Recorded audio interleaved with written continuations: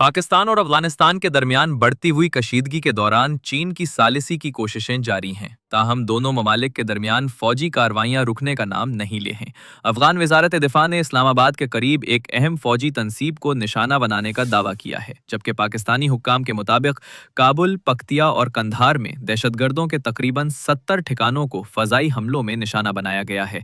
दूसरी जानिब चीन दोनों ममालिक के दरमियान जंग बंदी के लिए मुतहर्रिक है और इसके नुमाइंदा खुसूसी काबुल और इस्लामाबाद के दरमियान मुसलसल राब्तों में हैं। चीन का मकसद खित्ते में अमन बरकरार रखना और अपनी मुआशी व सियासी सरमायाकारी को महफूज बनाना है। तज्जियाकारों के मुताबिक असल तनाज़े तहरीके तालिबान पाकिस्तान TTP की मौजूदगी और सिक्योरिटी खदशात पर है। पाकिस्तान अफगान तालिबान से तहरीरी जमानतें चाहता है, जबकि अफगान हुकूमत इस मौक़िफ़ को तस्लीम करने से गुरेज़ां है। माहिरीन का कहना है कि यही बुनियादी इख्तलाफात चीन की सालिसी को मुश्किल बना रहे हैं। ताहम इम्कान है कि बीजिंग ईद से पहले दोनों ममालिक को कम अज़ कम आर्जी जंगबंदी पर आमादा करने की कोशिश करेगा।